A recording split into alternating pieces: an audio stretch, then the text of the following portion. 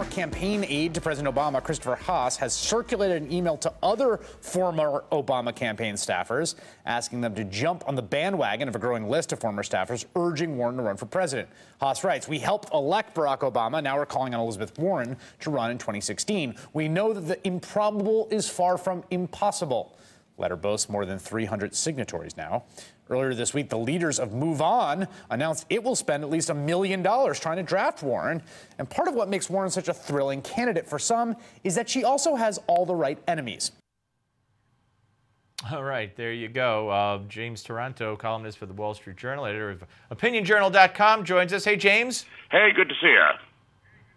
Good to talk to you. All right, so we've been talking about this for most of this hour. You know, NPR did an interview with Elizabeth Warren. She said, "I'm not running for president 4 times." She didn't say, "I won't run."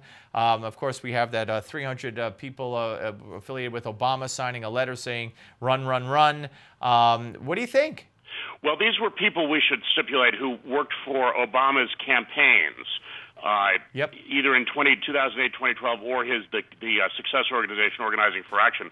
What I find most interesting about this, you read a bit of the letter, and they really emphasize the parallels between Obama in 2008 and Warren in 2016. The one that they don't mention explicitly was in 2008, they beat Hillary Clinton, who, of course, everyone is saying is a lock for the Democratic nomination this year. Somebody asked me at Thanksgiving, do you think Hillary is a lock? And I said, well, yeah, but she was a lock 8 years ago, too. Right. That's very, very true. And the irony of ironies, if she would lose to the first black Democratic presidential candidate and the first female Democratic presidential candidate, that would be a kick in the head. Yeah, now we should stipulate Mrs. Warren has disavowed any intention of running for president so far.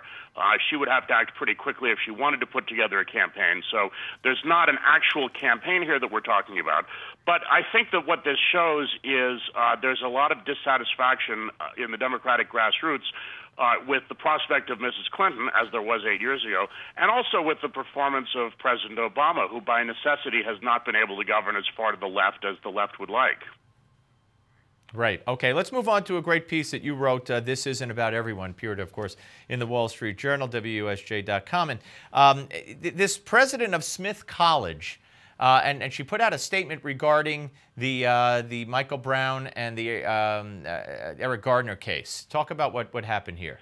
Well, yes, she put out this statement, and the subject line, it was an email to students, and it was completely in sympathy with the protesters.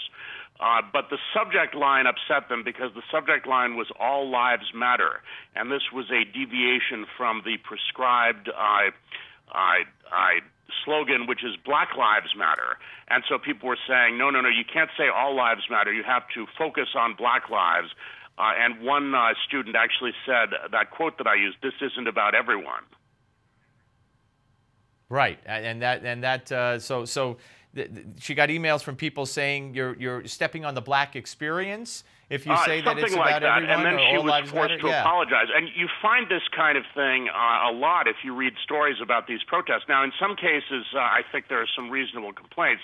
The Village Voice had this kind of amusing piece last week about how white people at the protests in New York are being very obnoxious. They're screaming at police. They have to be restrained by people. One white guy was quoted as saying, "What? They're not going to do anything to me. I'm white."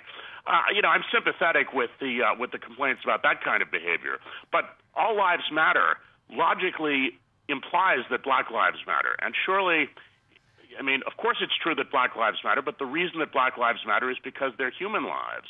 So I think this sort of racial exclusiveness is very strange. And it's to me, it's bigoted. And of course, it falls under the heading of human life matters. Absolutely. That includes everyone. And of course, I will take a guess and say that if it's true that these white people are screaming at police more at the protests in New York, it's because they're usually the professional anarchists that show up wherever they can. I mean, I see mostly when the anarchists show up, most of them, in my eye anyway, happen to be white, and that's probably what they're doing, trying to antagonize the police because that's what they do for a living, or that's what they do, period. Anyway, James, always great to talk to you, sir. Thank you very much. All right, thanks a lot. My pleasure. James Taranto, ladies and gentlemen, the Wall Street Journal. Yeah, I mean, can you imagine a black student emailing back the president of the university and saying, don't put all lives matter, say Black Lives Matter? What the heck is that? Is that what we've come to? All right, coming up on the show, folks, many conservative groups are unhappy with the outrageous bill that was passed first by the House and then by the Senate.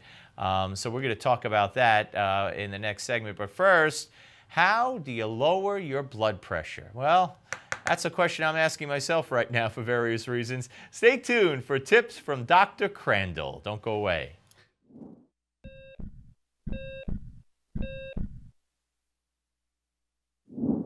Hello, I'm back this week with this very important question. Is your doctor taking your blood pressure correctly? You may assume so, but a new study shows you may be wrong. According to this new research, doctors often cut corners when taking blood pressure and record readings that may be much too high. This is important information. First, if your blood pressure reading is wrong, you could be misdiagnosed with high blood pressure and put on powerful drugs for the rest of your life. You could also be denied health insurance and your job may even be put in jeopardy. This is important information, so pay close attention. Number one, is your doctor using the right size blood pressure cuff? Cuffs come in two different sizes, average and large, but too often only the average size cuff is even used, even on the person with a larger forearm. If the cuff is too tight, the reading will be too high.